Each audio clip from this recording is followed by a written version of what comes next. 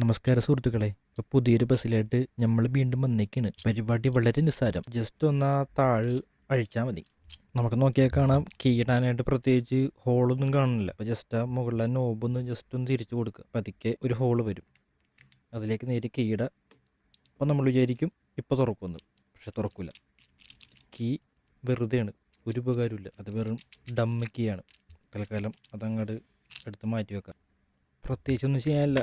ആ മുകളിൽ ആ കോല് പോലത്തെ സാധനമില്ലേ, അത് നേരെ നൈസായിട്ട് മുകളിലേക്കൊന്ന് പൊക്കിയെടുക്കുക. അപ്പോൾ ഹോള് കാണാൻ പറ്റും. അതിൻ്റെ പകുതി റൈറ്റിലോട്ട് ലെഫ്റ്റിലോട്ട് തിരിക്കുക.